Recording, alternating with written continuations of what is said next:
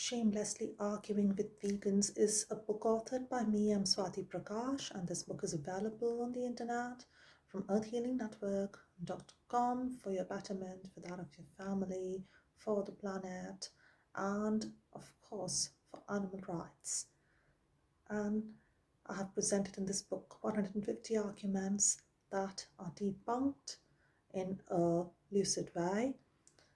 You can also download and share this book as well as these videos to answer any questions or to give response to various arguments that you receive on a daily basis.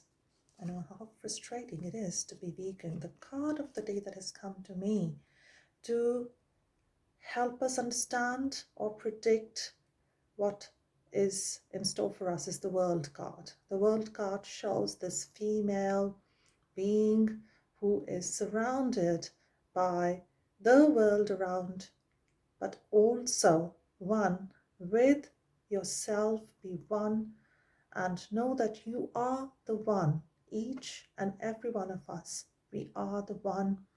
We all are actually one. Let's build a world full of humanity, one being, and all together, one for all for one. Do not refuse to stand up for the rights of yourself, of your family members, your neighbors, rights of those victims who are abused, harassed, who suffer, whether they're human or of other species. All rights do matter. Animal rights do matter. All genders, races, and species do matter. So, to go ahead and move on, taking the message of the day, which is from the animal farming lobby and the non-vegans who are arguing unnecessarily. So let me see which argument is coming up. Argument number 88. I'm an animal lover. I love dogs and cats a lot. So I'm a compassionate person. Having the meat of animals has nothing to do with compassion. So I'm kind to everyone. I love cats and dogs. I can't go vegan. Why can't you go vegan if you love cats and dogs? Would you eat your cats and dogs? Have you forgotten that humans have domesticated cats and dogs? For what reason, what purposes? They were wild animals brought into human settlements to enable hunting and killing of other animals. Yes, that is the sad truth. And for helping human masters in dominating.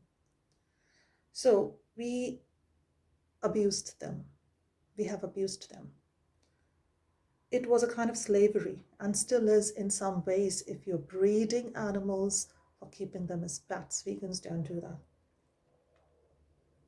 We only rescue, rehabilitate animals, not breed them for our own fun, for our own entertainment. Having a cat or a dog and enjoying with them doesn't prove that you're a kind person or an animal lover. Maybe you're just someone who likes how cats look. Maybe you like their purring sounds, you like their soft fur, you like the way a dog behaves around you and follows your every command to serve your needs. Yes, it is remarkable, but it isn't entirely ethical that we are controlling animals. Similarly, we have domesticated and interfered with other species that are farmed animals of today. So by farming them, we have crossbred them and created different species that are easier to subdue and control.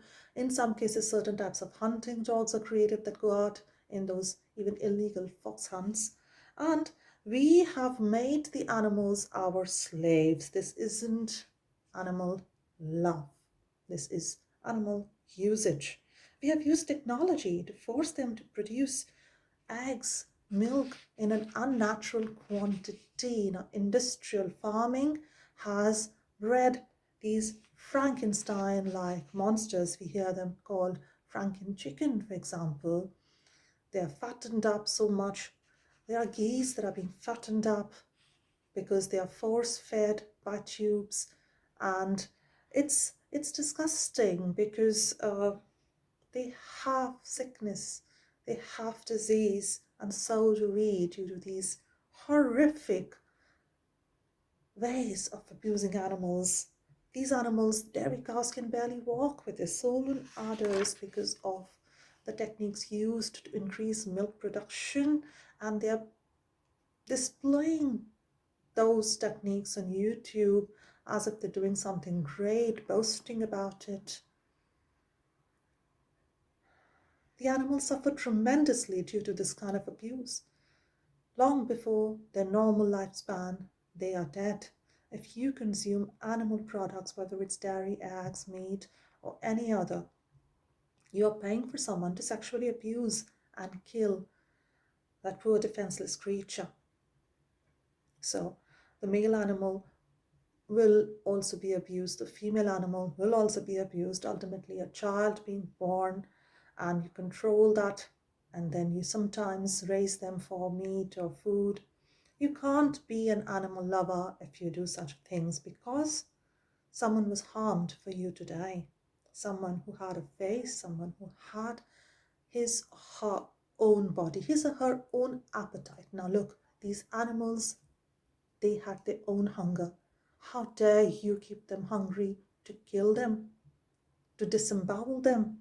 You have to choose vegan options only. In fact, there should be no other options but vegan.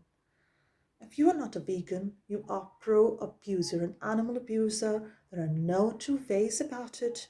By being kind to certain select species, certain humans or certain cats and dogs, being against only dog and cat trade, or against dog and cat abuse only, or against human abuse, you're not being a kind person in entirety.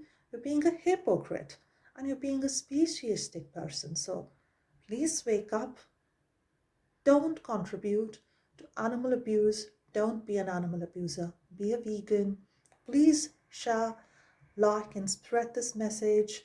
If you like this video, please share it across to various groups and on various platforms. And remember, this book is entirely free. It's intentionally free so that it can be circulated far and wide. There is no profit motivation in any of the work done by me for this planet on earthhealingnetwork.com.